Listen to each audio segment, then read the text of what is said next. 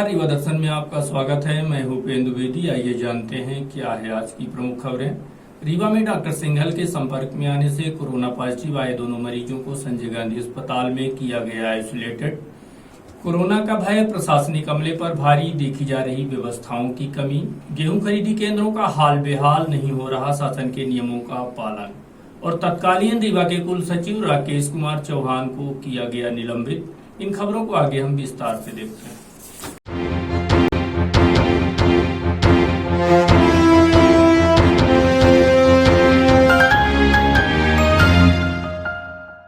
रीवा के दोनों कोरोना मरीजों को किया गया आइसोलेटेड। रीवा के डॉक्टर सिंघल के कोरोना पॉजिटिव होने के पश्चात उनके संपर्क में आई उनकी बहन सरिता अग्रवाल समेत बेटी तनिषा सिंघल को संजय गांधी अस्पताल के कोरोना वार्ड में आइसोलेटेड कर दिया गया है। वहीं इनके अलावा इनके संपर्क से जुड़े सभी लोगों की जांच करा ली गई है, जो पूरी तरह से निगेटिव है, जो रीवा के लिए एक राहत की खबर भी है। साथ ही अस्पताल में भर्ती दोनों कोरोना मरीजों की स्थिति बेहतर है, जिनका वरिष्ठ चिकित्सकों की देखरेख में इलाज किया जा रहा है। डॉक्टर राजेश सिंघल की रिपोर्ट पॉजिटिव आने के बाद उनसे जुड़ी चैन में तकरीबन 38 लोगों में से 35 की जांच कराई जा चुकी है, जिसमें से 2 लोगों को छोड़ बाकी सभी की जांच पूरी तरह निगेटिव है। इनके अलावा अभी तक उनमें से 2 लोग यूपी में हैं, जिनकी वहीं जांच कराई जाएगी। साथ ही एक और व्यक्ति है जिनका कहना है कि वह डॉक्टर सिंघल के संपर्क में नहीं थे। इनके अलावा जो 14 लोगों की जांच दोबारा कराई गई थी वह भी निगेटिव आई है, जो रीवा के लिए बड़ी राहत देने वाली खबर है।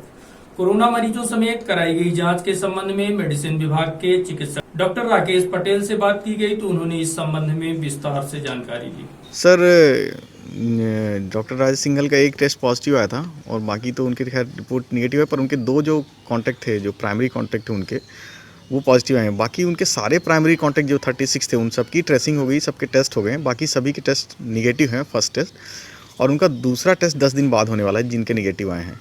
और जो प्राइमरी जिनके पॉजिटिव आ गए 2 टेस्ट, उनकी सिस्टर और उनके बच्ची के, उनका अगला टेस्ट 14 डेज़ बाद होगा।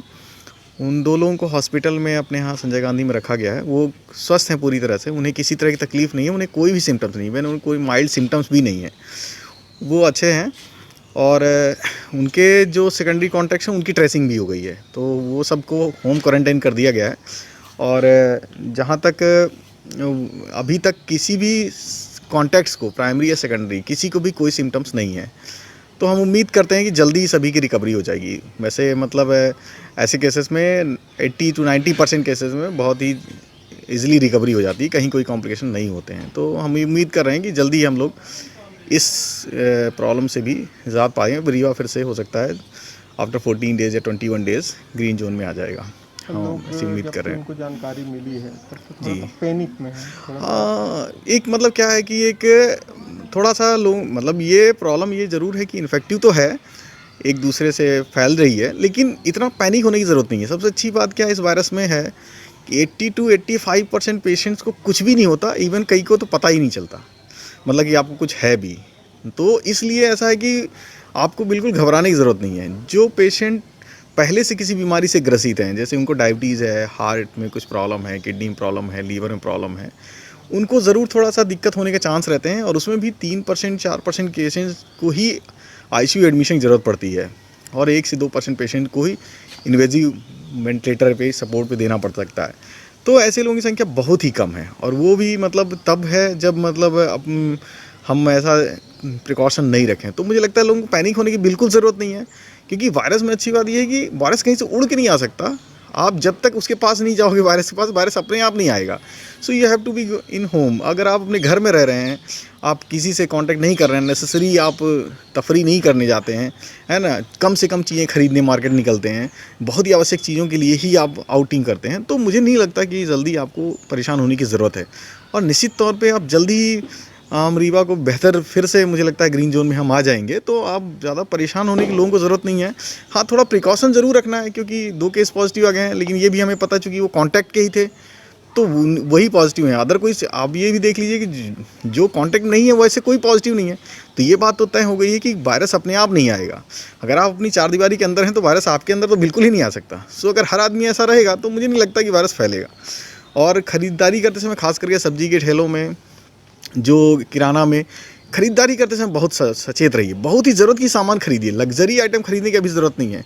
आप बिना ब्रेड के मर नहीं जाएंगे, है ना, बिना बिस्किट खाए मर नहीं जाएंगे।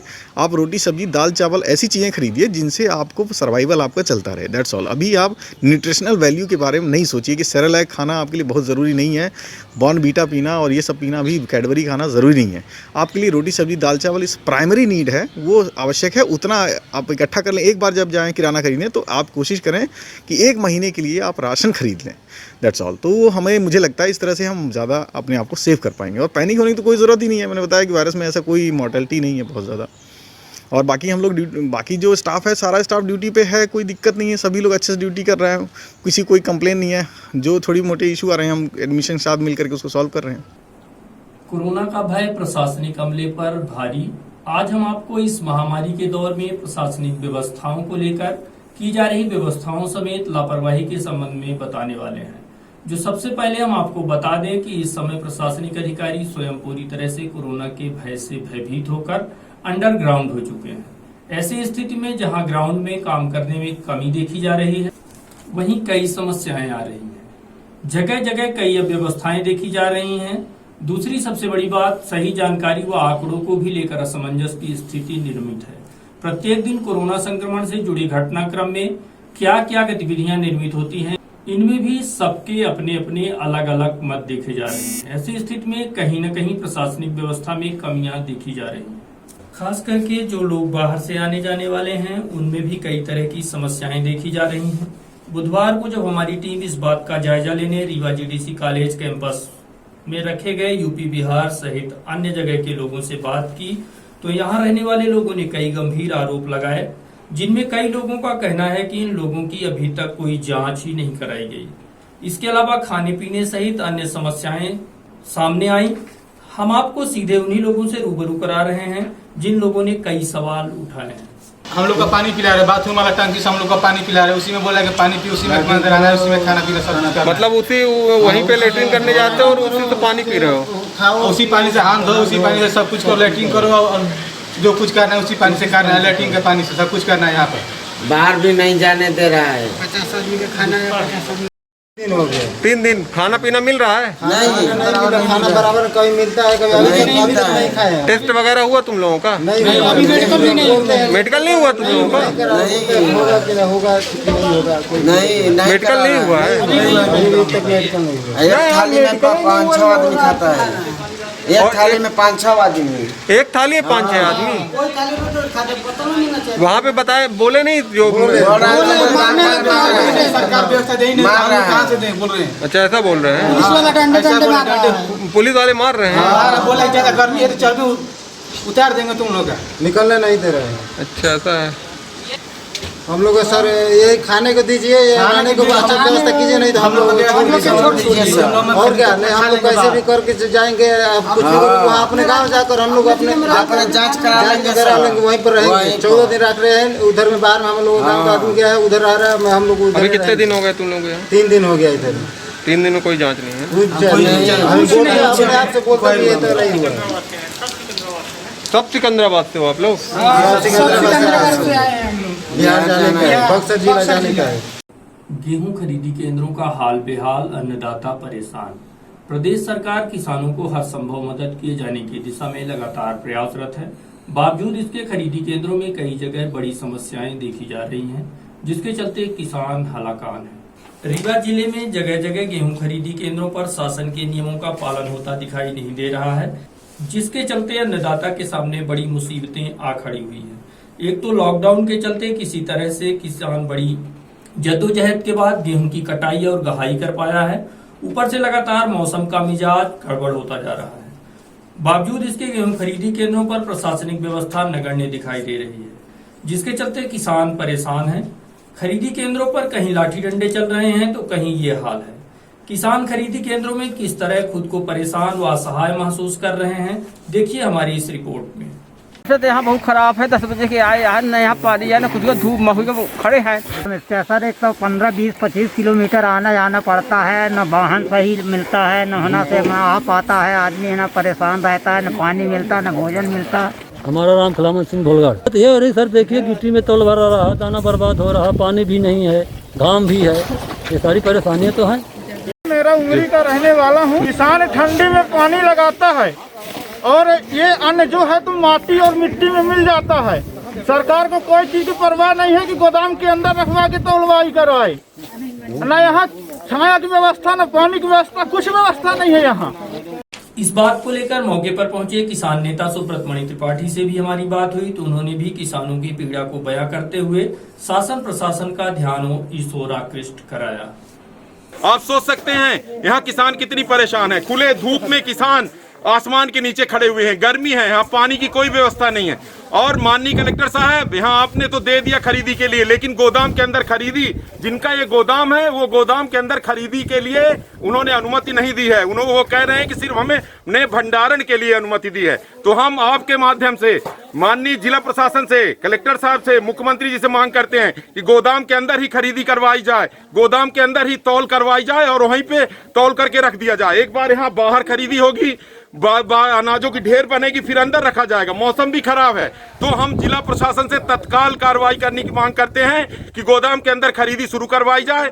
साथ ही बहुरी बांध और चुरहटा, जिस तरह से पूर्व में मंडी में इनका सेंटर बनाया जाता था, मंडी में सेट भी हैं, मंडी में धूप से भी किसान बच सकते हैं, वहाँ पानी की भी व्यवस्था है। तो हम आपसे मांग करते हैं कि इस सेंटर को तत्काल यहाँ से मंडी में शिफ्ट किया जाए और गोदाम में खरीदी की अनुमति दी जाए। गोदाम के अंदर खरीदी हो, गोदाम जब भर जाए उसके बाद यहाँ से इस सेंटर को तत्काल मंडी, करहिया मंडी में शिफ्ट किया जाए, बहुरी बांध और चुरहटा के सेंटर को, जिस तरह से खैरा के सेंटर को शिफ्ट किया गया। आप देखिए यहाँ पे ये मिट्टी में मिल रहा है ये अनाज, ये अन्नदाता की मेहनत है, इसका उपयोग कहाँ होगा? जिला प्रशासन को भी सोचना चाहिए कि रोड में तौल होगी। ये इतनी बड़ी बेइज्जती अन्नदाता की और अनाज की आखिर सरकारें क्यों कर रही हैं? चुरहटा और बहुरी बांध सरकारी खरीदी केंद्र है गेहूं का। आप देख सकते हैं कि यहाँ पे कितनी ज़्यादा दिक्कतें हैं। खुले आसमान के नीचे ये केंद्र है, चारों तरफ आप देख सकते हैं ट्रैक्टरों की लाइन लगी हुई है। SMS दे दिए जाते हैं लेकिन जगह यहाँ पे नहीं है। हमारे किसान भाई सब बेचारे परेशान हैं। चारों तरफ आप ऊपर देखिए बादल है, कहीं थोड़ी सी भी बारिश हो गई तो क्या होगा? हम आपके चैनल के माध्यम से जिला प्रशासन से, रीवा कलेक्टर से, रीवा SDM से और माननीय मुख्यमंत्री जी से मांग करते हैं कि पहले कृषि उपज मंडी प्रांगण में बहुरी बांध, चुरहटा और खैरा तीनों का सेंटर खरीदी केंद्र हुआ करता था मंडी में, कृषि उपज मंडी में। आप सोचिए ये खरीदी केंद्र कितनी दूर है। गुरुकुल स्कूल के पास ये खरीदी केंद्र है। बहुरी बांध से आने वाले किसान हमारे कितनी बाधाओं के बाद यहाँ पहुँच पाते होंगे। और यहाँ पे गोदाम तो है लेकिन प्रांगण में खरीदी के लिए कहीं जगह नहीं। हम आपसे जिला प्रशासन, माननीय कलेक्टर साहब से, माननीय SDM से मांग करते हैं कि चुरहटा खरीदी केंद्र और बहुरी बांध खरीदी केंद्र दोनों को तत्काल मंडी में शिफ्ट किया जाए। कहा कि कृषि उपज मंडी समय में वहाँ पे छाव भी है, सेट की व्यवस्था है। आप सोचिए किसान यहाँ पे धूप में क्या करें? एक तरफ कोरोना महामारी है, एक तरफ किसानों के ऊपर इतनी बड़ी आपत्ति है। हम सब किसान चिंतित है कोरोना से, लेकिन क्या करें?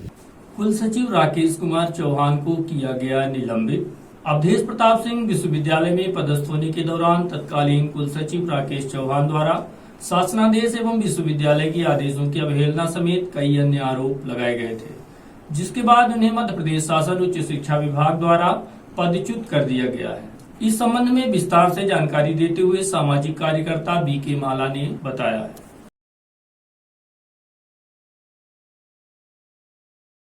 देखिए, मध्य प्रदेश शासन उच्च शिक्षा विभाग मंत्रालय वल्लभ भवन भोपाल के आदेश 28/4/2020 के आदेश में तत्कालीन कुल सचिव विश्वविद्यालय रीवा को पदच्युत कर दिया गया है। इस आदेश में उनके विरुद्ध विभागीय जांच हुई थी। विभागीय जांच में उन्हें पूर्णतः दोषी पाया गया था।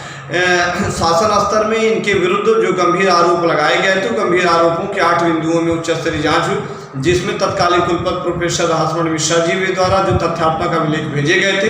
आवेदिका यहाँ अवधेश प्रताप विश्वविद्यालय में महिला उत्पीड़न का प्रकरण चला था, जिसमें श्वेता पांडे का विषय था। हमारे द्वारा भी इनके बिंदुओं में विश्वविद्यालय में गंभीर अनियमितता व अन्य शिकायतें प्रेषित की गई थी।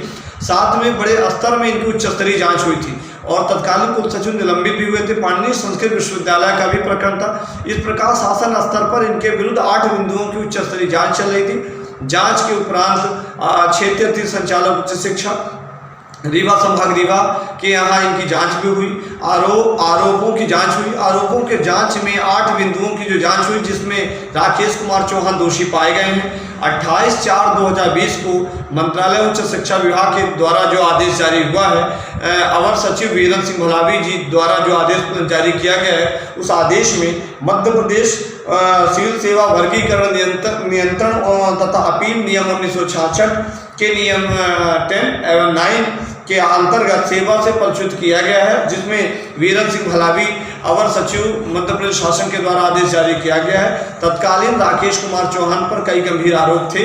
आरोपों की सत्यता प्रमाणित होने के बाद यह बड़ी कार्रवाई हुई है और निश्चित तौर से अधिकारियों में इस प्रकार की नियम विरुद्ध प्रक्रिया की पुनरावृत्ति न हो, इसलिए शासन स्तर में निष्पक्षता के साथ बड़ी कार्रवाई की गई है। मध्य प्रदेश की बड़ी कार्रवाई है। इससे अवधेश प्रताप विश्वविद्यालय नहीं, समूचे मध्य प्रदेश के विश्वविद्यालय में एक सकारात्मक वातावरण पैदा हो रहा है कि तत्कालीन कुल सचिव द्वारा नियम विरुद्ध यदि कार्य किए गए थे तो उन पर निष्पक्षता से जांच हुई है। हम सबको विश्वास है कि यदि भविष्य में इस प्रकार की दूसरी घटना दोहराई न जाए, ऐसी न हो, शासन स्तर में विश्वास कायम हुआ है और इस घटना से पूरे विश्वविद्यालय में हर्ष है कि विश्वविद्यालय में एक नियम विरुद्ध कार्य करने वाले कुल सचिव पर एक बड़ी कार्रवाई की गई है। लॉकडाउन पर जनप्रतिनिधियों की दिनचर्या। इस बीच जब सब कुछ लॉकडाउन है, ऐसी स्थिति में तमाम लोग अपने अपने घरों में कैद हैं। वहीं शासन प्रशासन, पुलिस, चिकित्सक, सामाजिक संस्थाएं एवं पत्रकार निरंतर अपना कार्य करने में जुटे हुए हैं।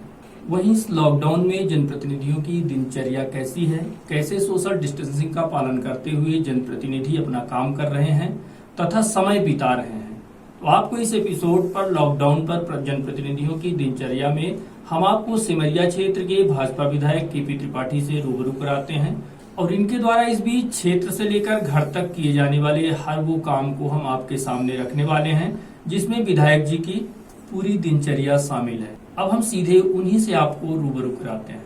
इस संकट की घड़ी में लॉकडाउन के चलते जब पूरी व्यवस्थाएं ठप पड़ी हैं, ऐसी स्थिति में भी सिमरिया विधायक जनता जनार्दन की समस्याओं का समाधान फोन एवं अन्य सोर्स के माध्यम से कर रहे हैं।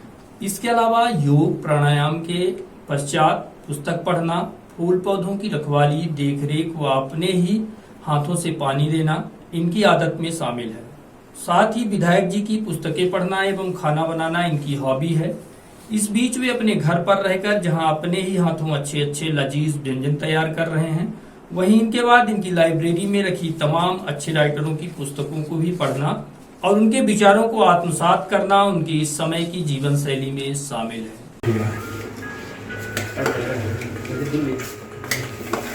जल्दी दोनों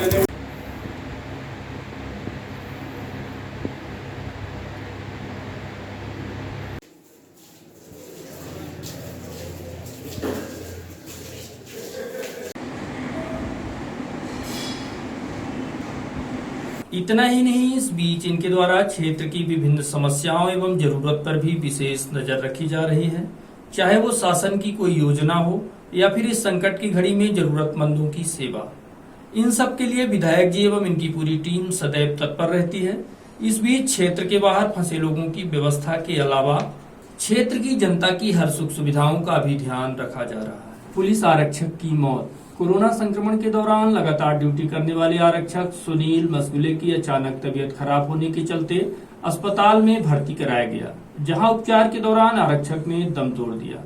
जानकारी के मुताबिक पेट में दर्द उठने के बाद पुलिस आरक्षक को भर्ती कराया गया था, जो पनवार थाने में पदस्थ था। प्राप्त जानकारी के मुताबिक पनवार थाने में पदस्थ आरक्षक पेट की बीमारी से परेशान था। गत रात्रि पेट में अचानक दर्द उठने के बाद उसे अस्पताल में भर्ती कराया गया था, जहां उसे उपचार के दौरान दम तोड़ दिया। घटना के संबंध में रीवा एसपी आबिद खान से बात की गई तो उन्होंने घटना के संबंध में विस्तार से जानकारी दी। कि एक हमारा आरक्षक है सुनील मशगुले नाम का, और ये पनवार थाने में जिला रीवा में पदस्थ था, और इसकी तबीयत जो है वो ख़राब हुई है परसों दिन, और फिर इसको रेफ़र किया गया है SCMH। कल ये SCMH में भर्ती रहा है।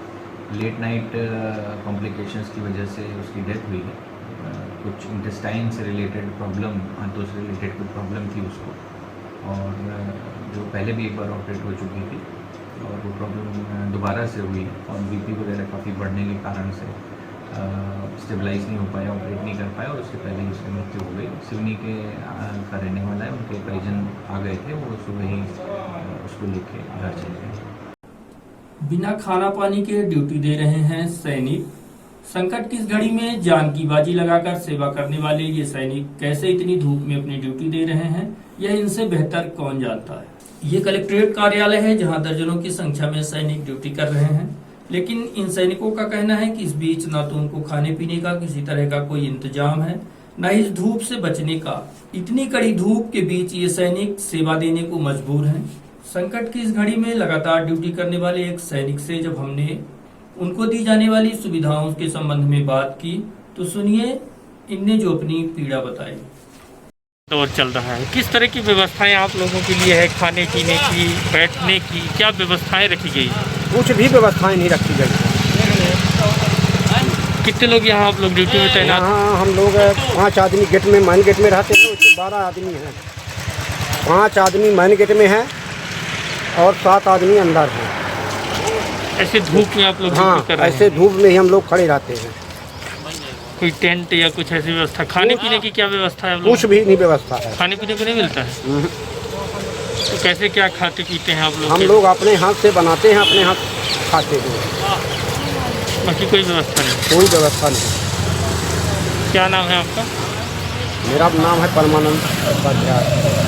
रीवा दर्शन आपको लगातार इस संकट की घड़ी में शहर के कई जाने माने संगीतकारों द्वारा प्रस्तुत किए गए कोरोना गीत को आपके सामने प्रस्तुत किया है, जो आपको जागरूक करने के साथ साथ मनोरंजन एवं आपके मन को सुकून भी दिए हैं। इसी कड़ी में आज हम आपके सामने इन 2 बाल कलाकारों द्वारा कोरोना गीत की प्रस्तुति को पेश कर रहे हैं, जिसे गाया है स्वरांजलि मिश्रा ने और तबले में साथ दिया है श्रेयांशु द्विवेदी ने। तो पेश है ये बाल कलाकारों की शानदार प्रस्तुति।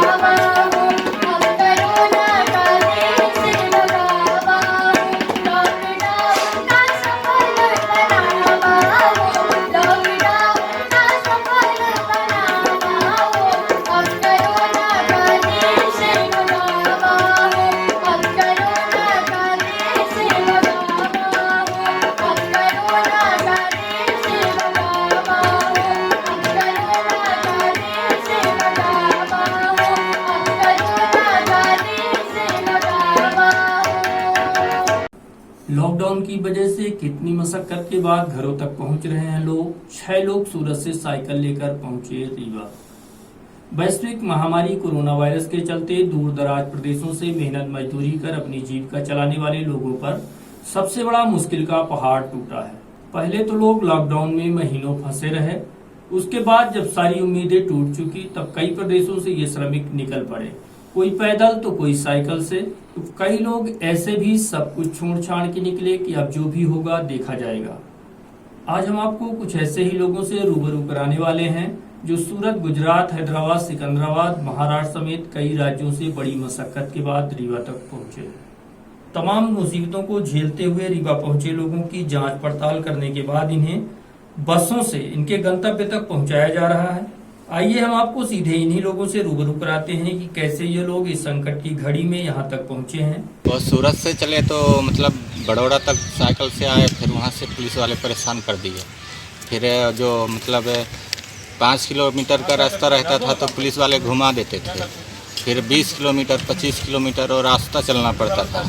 फिर कई जगह तो ऐसा हुआ कि पुलिस वाले वहाँ से वापस कर दिए और जाने नहीं दिए, और पीछे से वो मोटरसाइकिल एक आगे लेके एक पीछे और खेदते रह गए।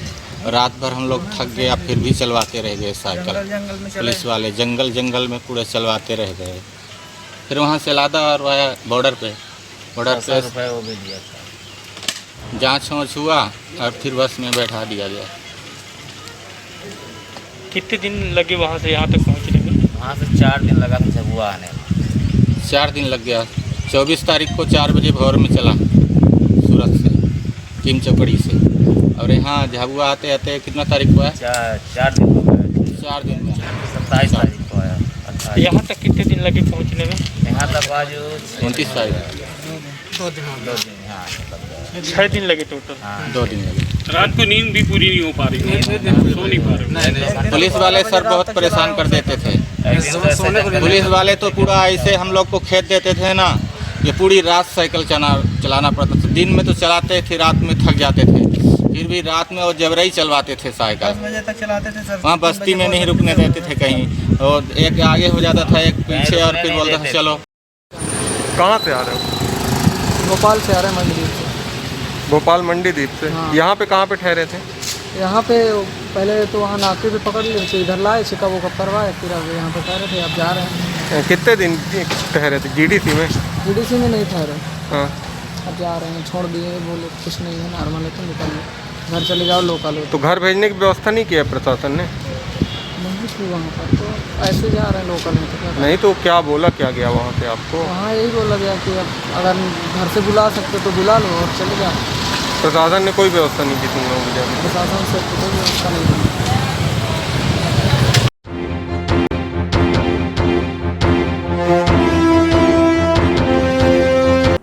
और अब अंत में आज की प्रमुख खबरें एक बार फिर। रीवा में डॉक्टर सिंघल के संपर्क में आने से कोरोना पॉजिटिव आए दोनों मरीजों को संजय गांधी अस्पताल में किया गया आइसोलेटेड। कोरोना का भय, प्रशासनिक अमले पर भारी, देखी जा रही व्यवस्थाओं की कमी। गेहूं खरीदी केंद्रों का हाल बेहाल, नहीं हो रहा शासन के नियमों का पालन। और तत्कालीन रीवा के कुल सचिव राकेश कुमार चौहान को किया गया निलंबित। तो ये थी आज की प्रमुख खबरें। देखते रहिए रीवा दर्शन। दीजिए हमें इजाजत। नमस्कार।